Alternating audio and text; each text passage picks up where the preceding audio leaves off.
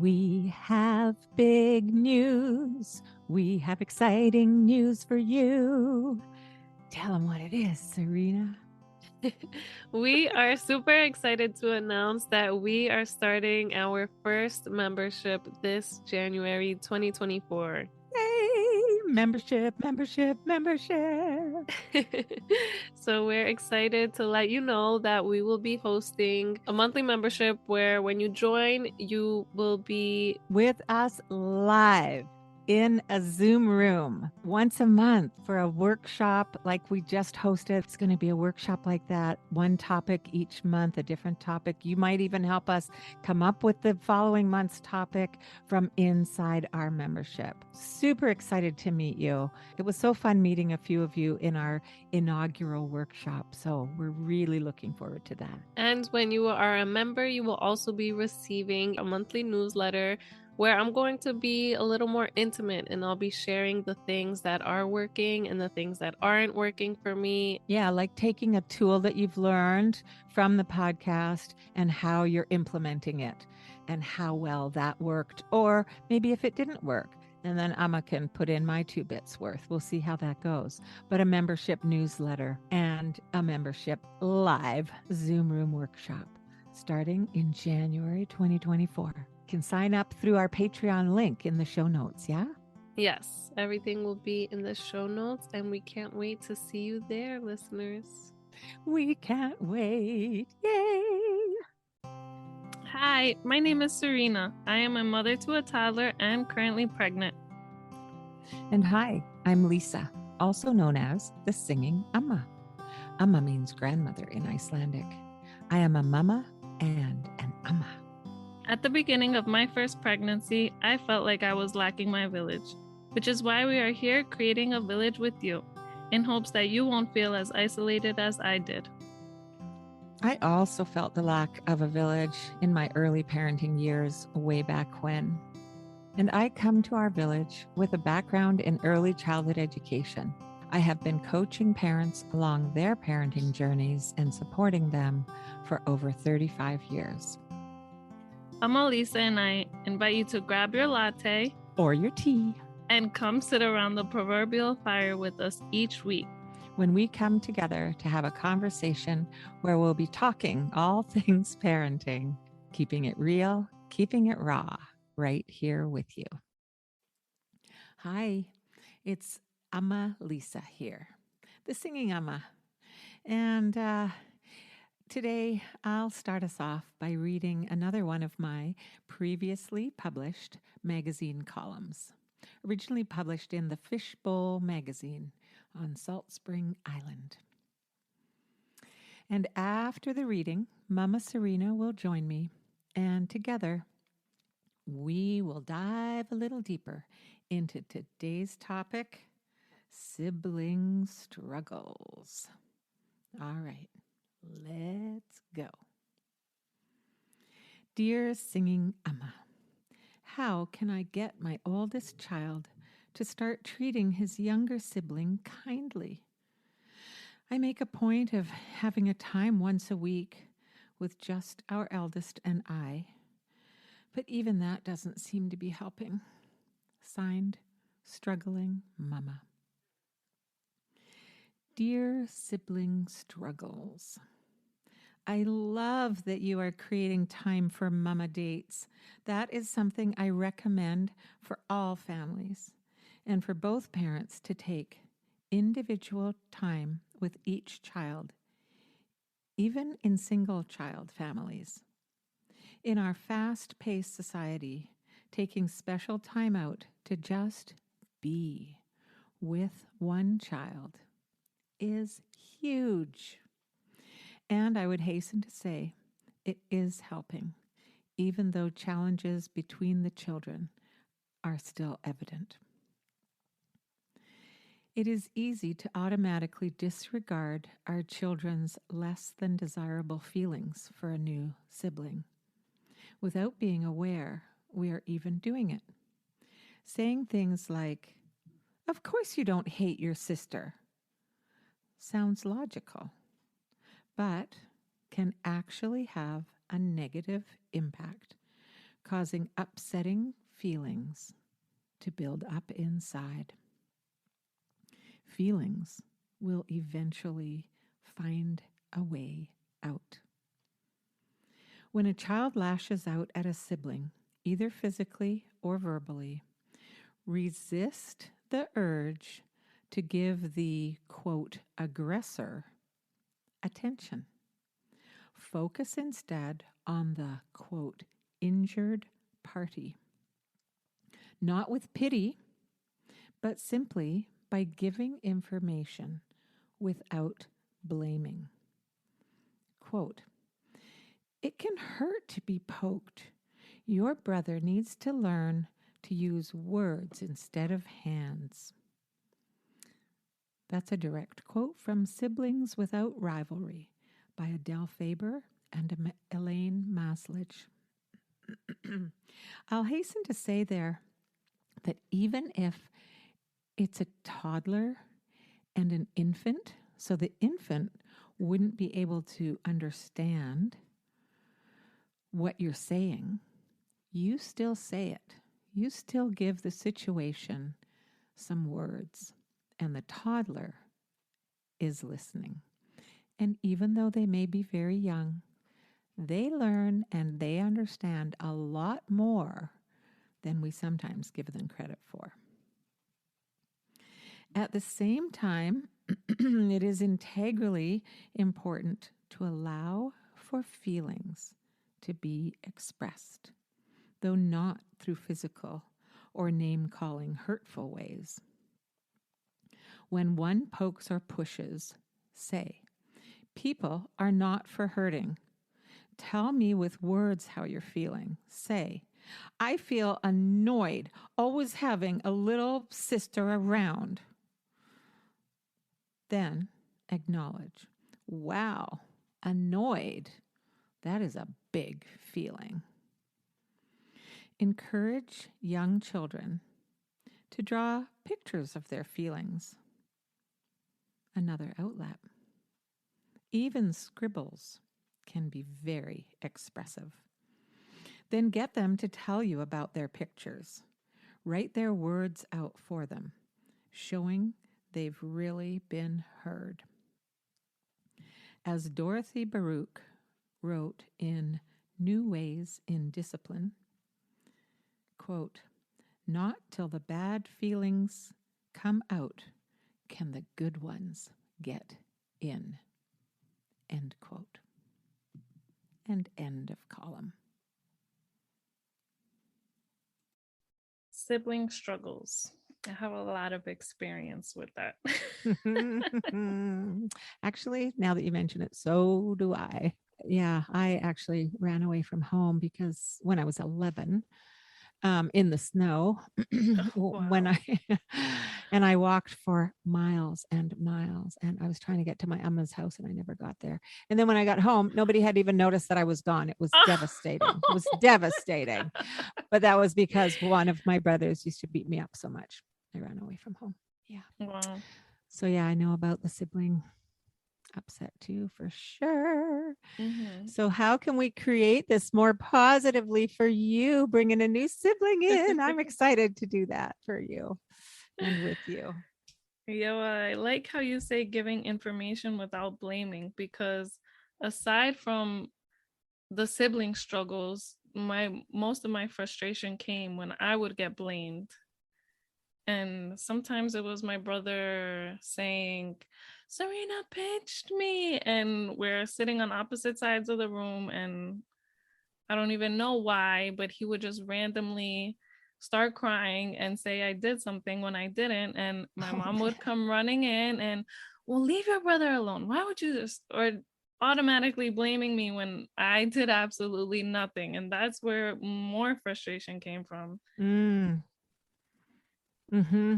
So yes. And then, I mean, you know, from that parent's point of view, they think they're protecting that younger child.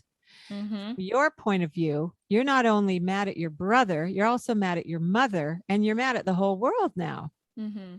That is not the way to create a loving, compassionate, friendly, peaceful family environment. Not at all. Yeah, it's just us creating more of a distance between us and more anger. Hmm. Yeah. And more acting out of some kind or another at some point. Hmm. And sibling fights can get really ugly. They can get really bad. Hmm. And Mm. I say that more from just seeing the way a lot of siblings interact with each other, and it can get so bad. And I guess the the biggest point is for a parent to learn how to manage it instead of just telling your kids, no, don't do that. You as a parent learning how to manage it and, like you say, allow for feelings and give them words. Hmm. Yeah. Giving them the words, allowing the feelings. If we don't if we don't acknowledge a child's feelings and allow them to have the feelings. So let's use that example. I hate the baby, you know, because the mama says, of course you don't hate the baby. That disregards the feeling. And we say those kinds of things because we don't want it to be true. And B, we know that it's not true all the time. Um, but shutting those feelings down doesn't make the feeling go away. It makes the feeling go into subterfuge. It makes it hide. And all behavior that explodes in upsets or tantrums or yelling or hitting or any of those, what we would think of as the negative behaviors, those behaviors come from feelings building up inside and not being allowed to be expressed. That's a big feeling, to feel like you hate this little baby. I totally hear that sometimes it's just plain annoying. You're furious that we have a new baby in the family. I get that. I get how hard this is for all of us to adjust to having a new baby. And it's okay to be really upset about that sometimes. You're allowing those feelings to be there and to exist and not judging them and not pushing them aside or pretending they're not there. So the child gets to feel that it's okay to feel mad. You know, it's like when we're adults, it's okay to feel mad sometimes. Shit happens in the world, in your family, in your life, at your work, whatever it is. Stuff happens that doesn't feel okay. It's okay not to be okay with that, you know? And when we're little, and a lot of adults, we don't know how to talk that through, and we don't have somebody safe to talk it through with. But if you can give your child that gift where it's okay to have yucky feelings, then they're going to feel safe. And in that feeling safe, they can bring those feelings to you and not explode them all over the new baby. Mm-hmm.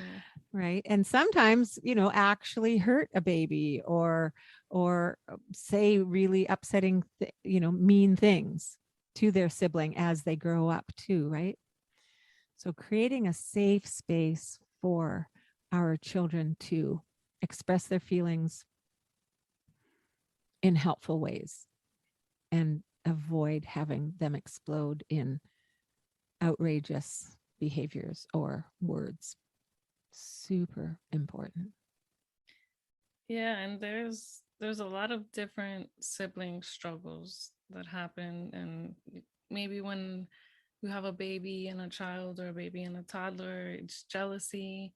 And then when they're a little older and they're playing with toys, it's sharing.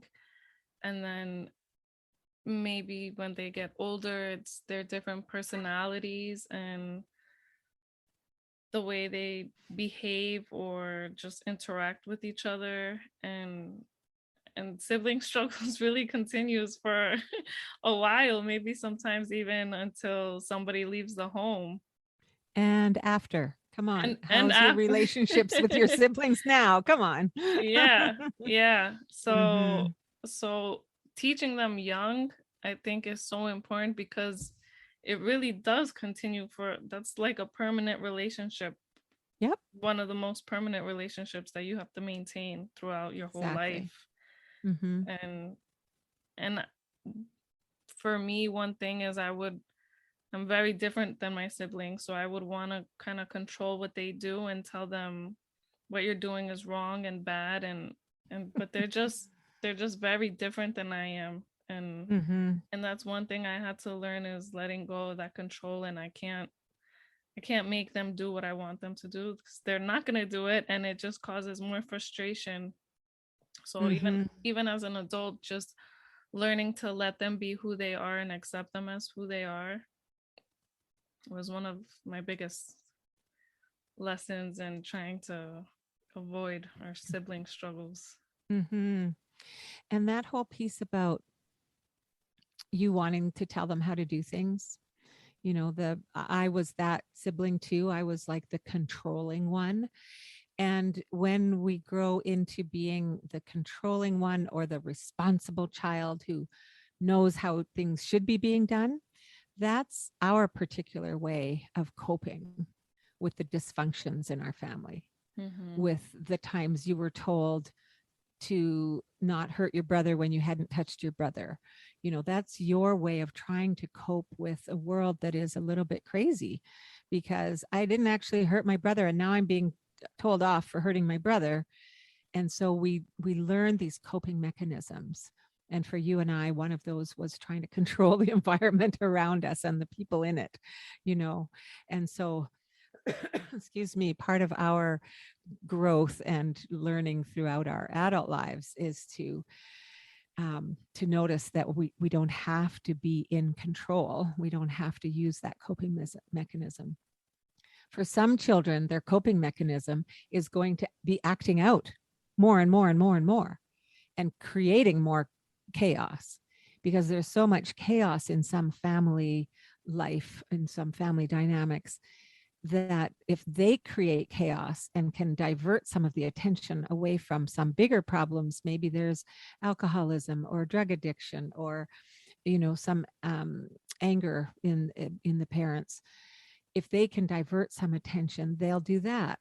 And that's their coping mechanism, to try and calm the family life down in some weird way. Mm-hmm. So really learning some of these really basic communication skills that none of us get taught unless we happen to grow up in a family who knew these things. um, it can be foundational for all of our lives, all of the people in our families' lives. Yeah, and sometimes when there is chaos and, like you said, drug addiction or alcoholism, and sometimes maybe the older sibling has to kind of take the role of a parent, and then Hmm. that sometimes comes out as resentment towards their sibling because they feel like they have so much responsibility over them. Totally. All of those things. And like we've said before, for parents who are choosing an awareness path, you learn very early on, even in pregnancy, you can start learning that becoming a parent is going to be a healing opportunity for for your coping mechanisms that you developed as a child.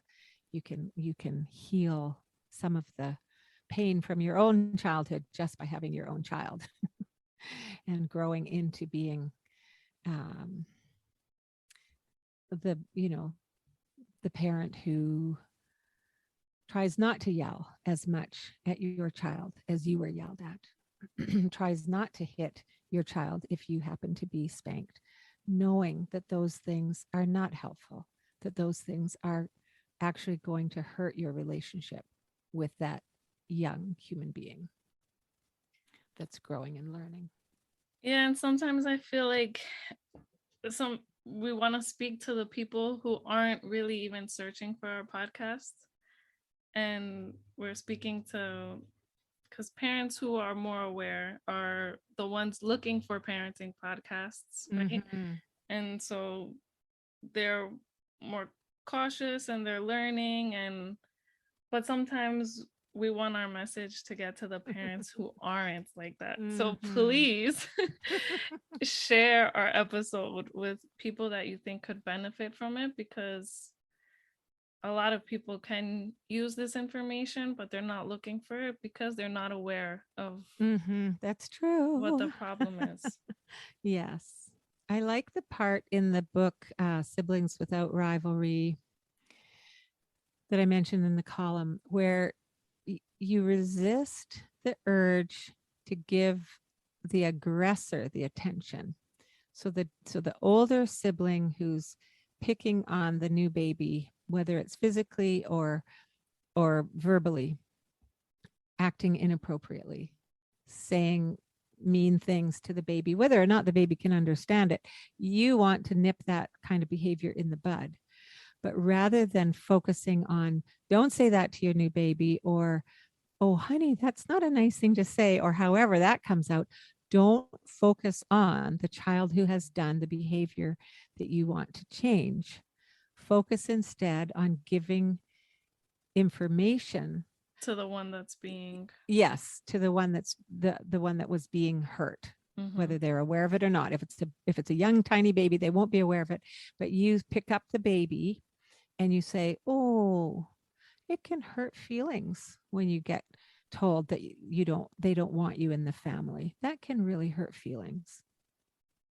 And focusing on the other one, the one that's not, because we want to go and stop the behavior, and we want to give them the attention and stop the behavior. Whereas focusing our attention on the other one doesn't give the child who's acting out the attention that they're craving. Then turning to the child who acted out and giving them some positive attention. Sometimes it can help, if we're having big feelings, to just move in for a hug. Sometimes it can really help to say, hey, Mom, I need a story time, or whatever it might be for your child. So giving them some attention after you've given the information and given the initial attention to the new baby. yeah, and giving them words so they understand what they're doing, right? Is Yes. how they're affecting their sibling by going to the sibling that they're trying to maybe hurt and saying, explaining with words. Like, I forgot in which episode we mentioned it, like sharing, and Mm-hmm. not just telling them to share, because they're not going to get that, but saying, oh, look at Sally, she looks sad because she doesn't have a car, maybe she can play with it when you're done. Yeah. And saying to Sally, can I play with that when you're done? Or first of all, the child who the car got taken from, I don't like you taking that car. I wanted to play with it. Can I play with it when you're done? If they've both been, whatever, however the situation is. But back to let's use the same example of the baby here. That's okay. No, it's good. It's good because it's the same kind of tool to use. Yeah. But my brain was getting confused about how to put them both into the same conversation. So in this example, people are not for hurting. Tell me with words what you're feeling. And then you could say, I feel so angry about having this baby around all the time. And that's okay to say that. If that's the feeling that's inside, it's okay to say that. You're not always absolutely 100% in love with your husband. It's okay. It doesn't mean that you're going to walk out the door and never come back. It means that right now, I don't like you very much. And that's okay. But it's when we bottle up those feelings that the behavior may get to a place where it's not helpful and actually hurtful. So giving them the words, for sure. I really liked at the end not till the bad feelings get out can the good ones come in. Yes. Yes, yes, yes, yes, yes, yes, yes. It's so that's it. That's it And right there. they can't come out unless you know how to express with words, or you're given something to paint with to get those feelings out Mm-hmm. creatively. Mm-hmm. Drawing your feelings out is an incredibly powerful, easy tool to use. If a child is having big feelings, I've often used this in my coaching.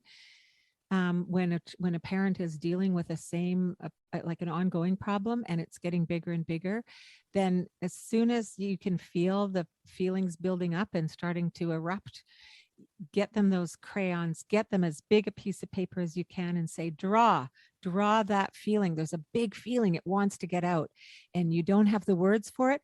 Draw it on paper and then you tell me the words. And it can happen fast, so fast. After my separation from my daughter's dad, she had some really hard times and she was really acting out when she would get home from his place on the occasional weekend she went there. And I used this tool, and oh my gosh, some of her pictures, she was a bit older. She was 7 or 8 at this time. Some of her pictures, actually, I wanted to cry because they were so descriptive of how she was feeling, left out with him and his new partner and her kids. Oh my goodness. Mm.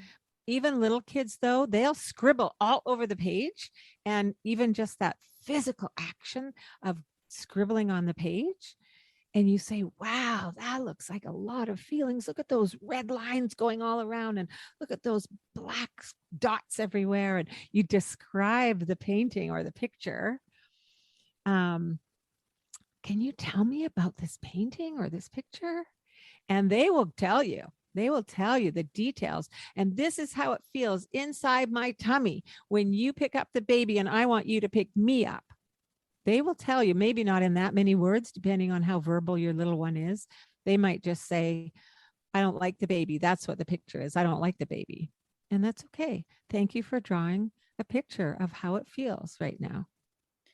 What about, say, like boys are more aggressive and like to physically let out their emotions? So what about having a punching bag or Absolutely. Having a punching bag. Um, Children in general, and yes, little boys have more testosterone in their bodies generally, and especially when they're 4 or 5 years old. Getting them outside and into physical activity, you're actually going to preemptively mitigate the some of the problems in behavior. And that means you won't have that aggressive behavior coming out as much if they have outlets for their big physical energy. Having a place where, if there's a pond or if you live by the ocean or a lake, having a place where they can throw stones into the water. Having a pillow that they can punch, even. There's some big energy, and it's not so much about you want to punch the baby, so now you can punch a pillow. I would have it be more about, you have such big energy in your body, and being angry that there's a baby in our family is big energy and it's hard to know what to do with. Let's pound this pillow right now. You don't have to get a punching bag. Just use cushions off the couch or a pillow off the bed, and both of you pound the pillow. When I was doing some of my early work in my own healing, as when my daughter was very young, my healing of my family of origin traumas that I experienced, I learned from my first counselor that what I really needed to do was get some of my anger out. And I needed to get it out in appropriate ways. And so, because I had noticed that I was starting to yell at my child, and I never wanted to yell at my child. And so the suggestion from the counselor was to punch a pillow if you're feeling angry and upset. And I was like, okay. So I went home and I told my partner, and I told my child, who was 3 or 4 at the time, maybe 3, maybe even younger, I don't know. And I said, so one of the things that mama's going to do when I'm feeling cranky and I feel like I'm going to get cranky at one of you is I'm either going to go for a walk. I'm going to go for a good fast walk. And if it's to a child, we could go for a walk together if you have big feelings. Or I'm going to punch a pillow. And it's just because we have energy in our bodies.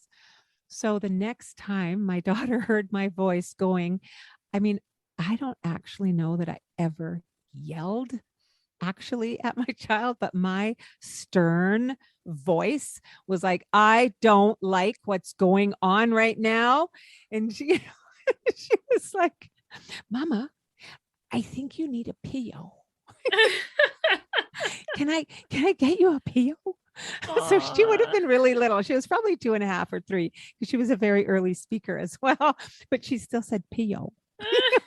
And so she did. She went running off and got me a pillow. And of course that changed the mood. So I didn't actually need the pillow. I didn't actually need to punch the pillow. Oh, that's adorable. Yeah.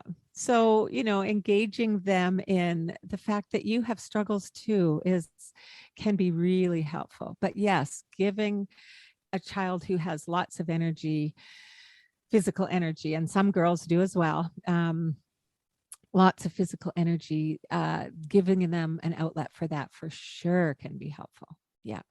Yeah. So sibling struggles can really be nipped in the butt when you start early. And nipped in the bud. In the butt. And did it sound like bud? No, it is bud. Oh, it is bud? I thought it was nipped in the butt. Nipped in the bud. So when a plant is budding and you nip it and you snip it down, it stops the growth. I always imagine getting stops it from sprouting. That's awesome. I love that so much. I'm really sure you shouldn't edit this out. This is really good. Nipped in the bud. I always imagine somebody nipping someone in the butt, or a dog. So good. No, nipped in the bud. Stopped before it starts. Stopped before it blooms. You learn something new every day, right? No, it's good. All right, that's great. So let's just leave it there. I don't think we can top that. All right. Thanks for being here with us, everybody. Hope that was helpful. And I hope you got a good giggle at the end. Thank you for your gracious learning, Serena. Thank you for teaching me, Amma. Bye. Bye. So I just wanted to share my 3 gems from this episode. Number 1 being giving information without blaming. Number 2, allow and acknowledge for feelings, like saying, wow, that's a big feeling. And number 3, not till the bad feelings get out can the good ones come in. Thanks for listening to this episode, and we hope we helped you learn how to manage sibling struggles a little bit easier. Thanks for being here with us in our virtual village. We'd love you to join our Facebook group at The Village Parenting Community and on Instagram at The Village Parenting Pod. And if you enjoy our podcast, please like, subscribe, and share. Also, if you have a moment, please leave us a review. It makes a big difference for us in reaching more parents out there who may be feeling alone. Please direct message us to connect also. We absolutely love hearing from you. And until next week, we'll be keeping it real and raw right here with you. This podcast is sponsored by the Singing Amma's private parent coaching and workshop offerings, and also by Enlightened Designs for Crafty Mamas.